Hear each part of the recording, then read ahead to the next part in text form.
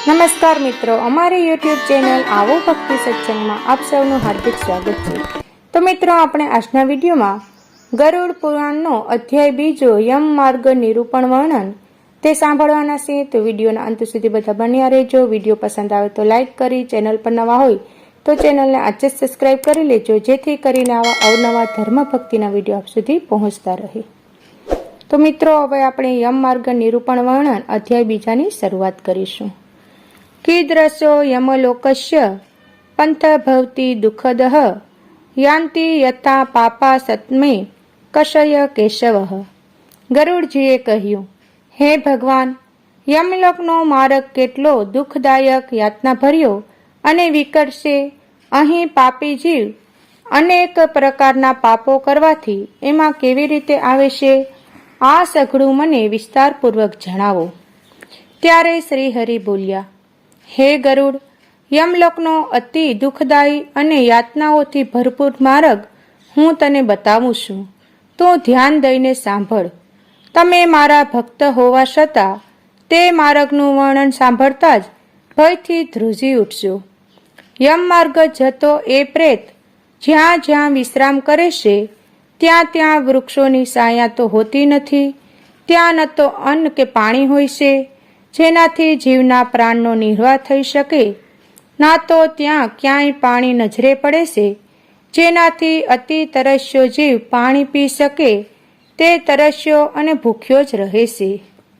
હે ખગરાજ, એ લોકમાં બારેય સૂર્ય એવા તપે છે જાણે પ્રલયના અંતમાં અગ્નિ ધગધગતો હોય છે।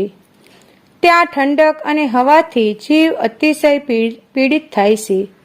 ક્યાંક તેને મોટા મોટા ઝેરી અને ભયાનક ડર ઉપજે એવા સાપોથી કરડાવવામાં આવે છે, તો ક્યાંક ક્યાંક તીક્ષ્ણ ધારવાળા સોય જેવા કાંટાઓથી બાંધવામાં આવે છે, તો ક્યાંક ક્યાંક તો ભયાનક વિકરાળ સિંહો, વાઘ અને કૂતરાઓથી કરડાવવામાં આવે છે। ક્યાંક મોટા વિષીઓથી કરડાવવામાં આવે છે, તો વળી ક્યાંક ભયાનક આગની જ્વાળામાં તપાવવામાં આવે છે। ત્યાર પછી જીવ રજડતો, હેરાન અને પરેશાન થતો આગળ વધે છે, તો એક વિશાળ અચ્છીપત્ર નામનું ભયાનક વન આવે છે, જેનો વિસ્તાર 2000 યોજન જેટલો છે। જે વન લાંબી લાંબી સાસોવાળા કાગડાઓ, ગીધ અને ઉલ્લુ તથા મધમાખીઓથી ભરેલું હોય છે, અને વનમાં ચારે તરફ પ્રસન્ન દાવા અગ્નિ સળગતો હોય છે। જ્યારે કીટ અને માખીઓથી કરડાવાથી અને અગ્નિની ગરમીથી બચવા માટે તે જીવ વૃક્ષ નીચે જાય છે, તો તલવારની સમાન તેજ ધારવાળા એ વૃક્ષોના પાંદડાઓથી એ જીવનું શરીર છિન્ન ભિન્ન થઈ જાય છે। ક્યાંક અંધારા કૂવામાં જીવને ધક્કો મારીને પાડવામાં આવે છે, તો વળી ક્યાંક પર્વતના શિખર પરથી પાડવામાં આવે છે। ક્યાંક સરાની ધારની સમાન તીક્ષ્ણ માર્ગમાં ચલાવવામાં આવે છે, અને ક્યાંક ક્યાંક ખીલાઓ પર ચલાવવામાં આવે છે। ક્યાંક તે અંધારયુક્ત ભયાનક ગુફામાં, ક્યાંક જળમાં તો ક્યાંક જોગથી ભરેલા કીચડમાં ફેંકવામાં આવે છે અને જોકોથી કરડાવવામાં આવે છે, તો ક્યાંક જીવને સળગતી રેતી પર ચલાવવામાં આવે છે। ક્યાંક તાંબાની સમાન પૃથ્વી પર અને ક્યાંક અંગારા સમૂહમાં ઝોકવામાં આવે છે। ક્યાંક ધુમાડાથી ભરેલા માર્ગ પર ચલાવવામાં આવે છે। ક્યાંક આગની વર્ષા અને ક્યાંક પથ્થરના ટુકડાની વરસાદ, ક્યાંક ખારા કીચડનો વરસાદ થાય છે। ક્યાંક મોટી ભયાનક ગુફાઓ હોય છે, તો ક્યાંક કંદરામાં ઘુસાડવામાં આવે છે। આ રીતે જીવ અત્યંત પીડા સહન કરે છે, અને એનું રૂપ એવું થઈ જાય છે જાણે જીવમાં પ્રાણ જ ન રહ્યા હોય। ક્યાંક ભયંકર અંધકાર છે અને ઉપર આવવા માટે દુઃખ પહોંચાડે છે એવી મોટી મોટી શિલાઓ છે। ક્યાંક પરુળું લોહીથી ભરેલા, ક્યાંક વિછડાથી ભરેલા કુંડ પણ છે, તેમાં જીવને જબરજસ્તી રહેવું પડે છે। જીવ પડતો આખડતો માંડ અડધે પહોંચે છે, ત્યાં મધ્ય માર્ગમાં વેતરણી નામની એક ભયંકર ઊંડી નદી આવે છે, જેની વાત સાંભળતા જ ભલભલા બહાદુર માણસોના રૂવાડા ઊભા થઈ જાય છે। આ નદી 100 યોજન પહોળી છે. તેમાં લોહી અને પરુ ભરેલા હોય છે અને માંસનું કિસડ હોય છે. આ નદી જેટલી વિશાળ છે એટલી ઊંડી પણ છે અને એને પાર કરવામાં ભયાનક યાતનાઓ સહન કરવી પડે છે. એમાં અનેક જાતના ચિત્ર વિચિત્ર જળચર ઉપરાંત મોટા મોટા મગર તેમજ નાના મોટા માંસભક્ષી પશુ પક્ષીઓ રહે છે. હે ગરુડ, જેમ આગની જવાળાથી કડાઈમાં ઘી ઉકળે છે એ જ રીતે પાપી જીવને આવેલો જોઈ એ નદીનું જળ ઉકળવા લાગે છે અને તે નદી ચારે તરફથી સોયની સમાન મુખવાળા કીડાઓથી યુક્ત છે. વ્રજની સમાન ચાંસવાળા ગીધ અને કાગડાઓથી તે નદી ભરેલી છે. મગર, ઝરો, કાસબા અને માંસભક્ષી જળચરોથી ભરેલી એ નદીમાં છોડવામાં આવેલો જીવ ભયાનક ડર અને યાતનાઓના કારણે રડવા લાગે છે અને રડતા રડતા જ પોકારો કરે છે, હે ભાઈ, હે પુત્ર, હે પિતા, આવા શબ્દો તે વારંવાર બોલે છે. ત્યારે તે જીવ ભૂખ તરસથી પીડિત થાય છે.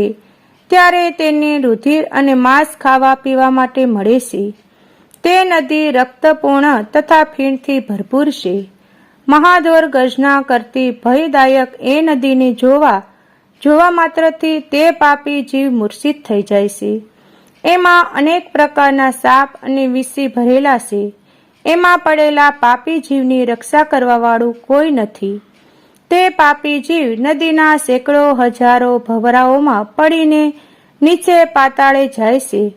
પછી ક્ષણવારમાં જ ઉપર આવી જાય છે. આ રીતે તે જીવ સર્વદા સલાયમાન રહે છે.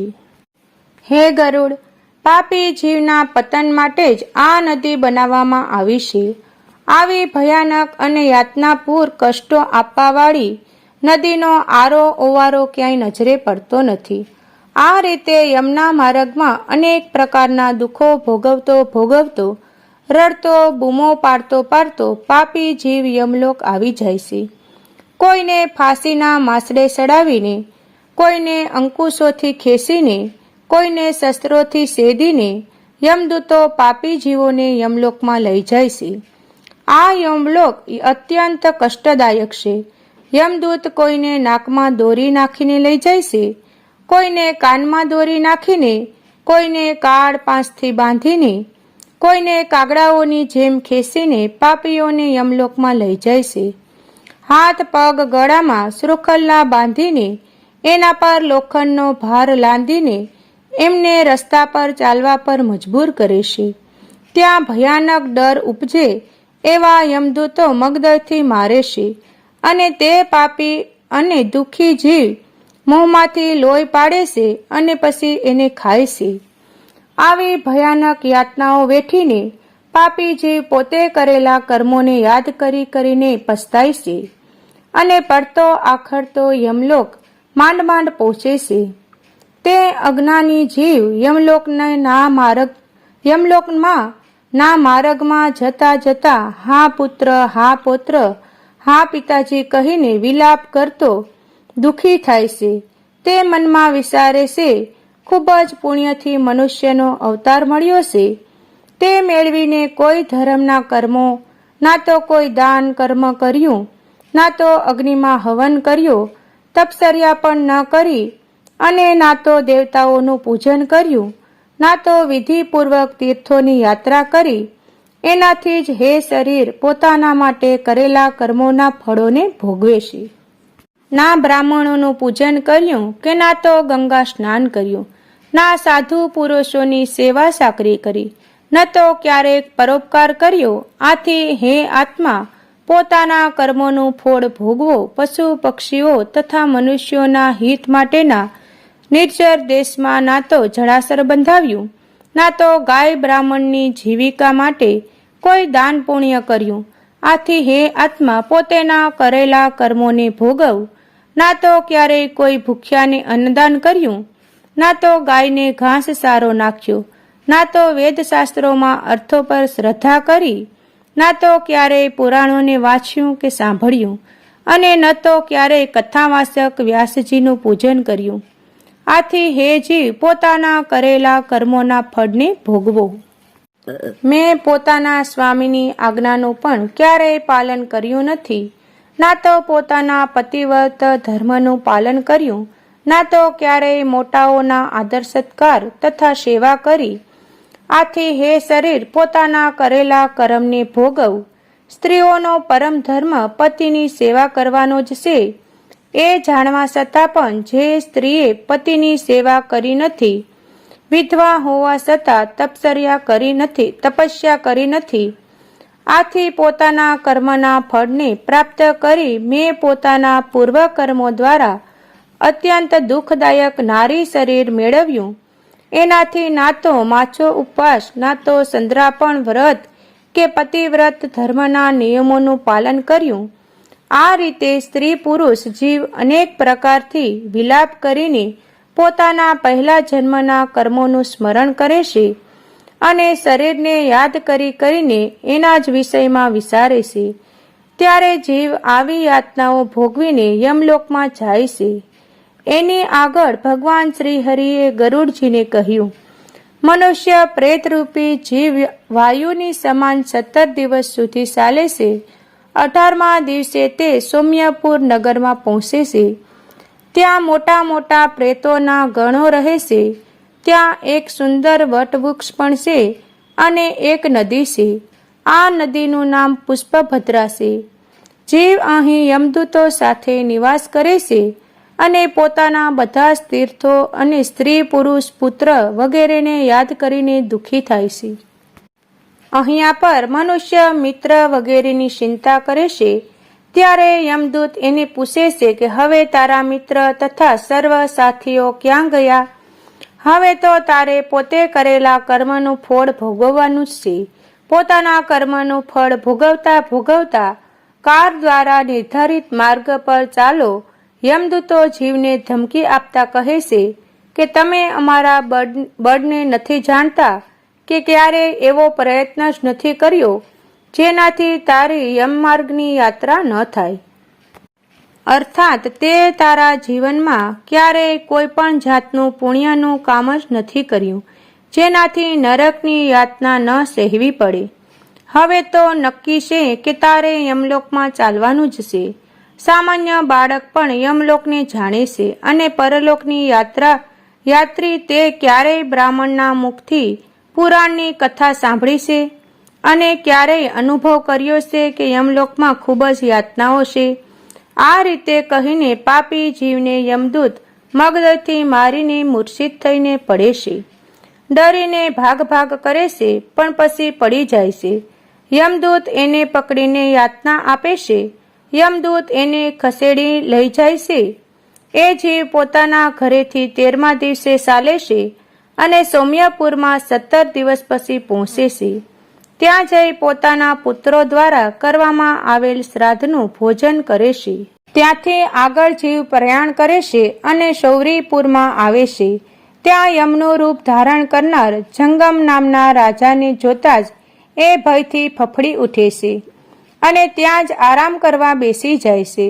આ નગરમાં પહોંચ્યા પછી ત્રિમાસિક શ્રાદ્ધમાં આપેલ અન્નજળને ગ્રહણ કર્યા પછી એ નગરને પાર કરીને પ્રેત જલ્દીથી નગેન્દ્ર ભવન નગરમાં આવે છે. ત્યાં અતિ ભયાનક બિહામણું વન હોય છે.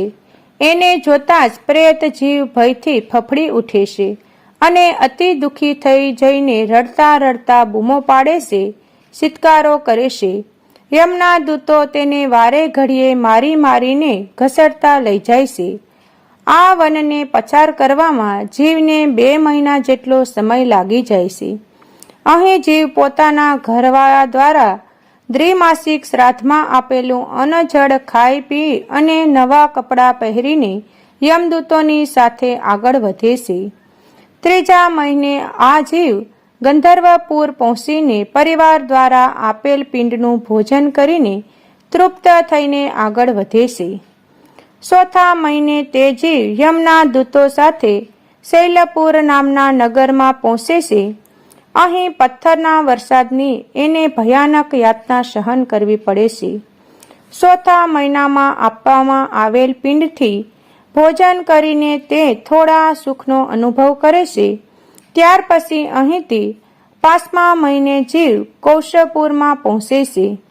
અહીં 5મા મહિનામાં આપવામાં આવેલ શ્રાદ્ધના અન્નથી પેટ ભરીને તે ક્રૂરપુર પહોંચે છે. ત્યાં અતિશય નિર્દયી પ્રાણીઓ રહે છે. તે જીવને અતિ કષ્ટદાયી પીડાઓ પહોંચાડે છે. 5 મહિના પછી 15 દિવસ વીત્યા પછી જીવ અહીં અન્ન જળ ખાઈ પીવે છે અને પછી તે ત્યાં જ રોકાય છે. થોડા સમય રોકાયા પછી એ ફરી યમદૂતો સાથે આગળ વધવા લાગે છે. થોડો આગળ વધ્યા પછી યમદૂતો ફરી એને હેરાન પરેશાન કરવાનું ચાલુ કરે છે. યમદૂતો એને ભયાનક રીતે ખસેડે છે. આ રીતે યાતનાઓ ભોગવતો જીવ આગળ વધે છે અને ચિત્રભવન નામના નગરમાં આવે છે. આ ચિત્રભવન સ્થાન પર યમરાજાના નાના ભાઈ વિચિત્ર નામના યમરાજ રાજ્ય ચલાવે છે. આ વિચિત્ર મોટા દેહવાળો છે અને ખૂબ જ ભયાનક અને ડરામણા લાગે છે. જ્યારે જીવ એને જુએ છે ત્યારે ખૂબ જ ગભરાય છે અને ભાગવાનો પ્રયાસ કરે છે, પણ તે પરવશ થઈ જાય છે. ત્યાર પછી તે વૈતરણી નદીના કિનારે પહોંચે છે. અહીં વૈતરણી નદી પાર કરવા માટે ઘણાય નાવિકો પોતે પોતાના નાવો લઈને ઊભા જ હોય છે. આ મલ્લાહો જીવ પાસે આવીને કહેવા લાગે છે, અમે વૈતરણી નદી પાર કરાવવા વાળાઓ છીએ. નજીકમાં જ આ નાવ છે. જો તે પોતાના જીવનમાં પુણ્ય કર્યા હોય તો તું આવીને નૌકામાં બેસી જા. અગર પાપ કર્મ જ કર્યા હશે તો અમારી નાવમાં બેસી શકીશ નહીં. જે વ્યક્તિ જ્ઞાનયક્ષુથી જોઈને દાન કરે છે તે જ વૈતરણી પાર કરી શકે છે. અને દાનમાં ગૌદાનનું મહત્વ વધારે છે. યાની ગૌદાન કરવા વાળી વ્યક્તિ વૈતરણી પાર કરવાનો અધિકારી થઈ જાય છે.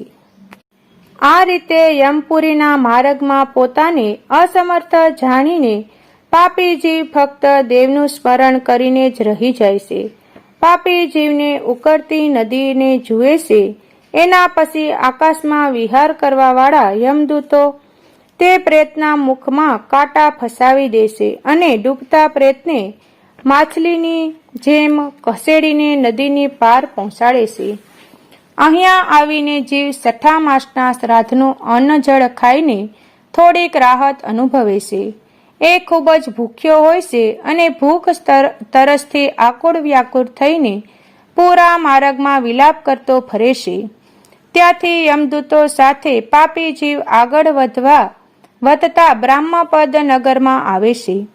જ્યારે જીવ આ નગરમાં પહોંચે છે ત્યારે તેના પુત્રો દ્વારા કરવામાં આવેલ 7મા મહિનાના શ્રાદ્ધ ખાઈને સંતોષ અનુભવે છે.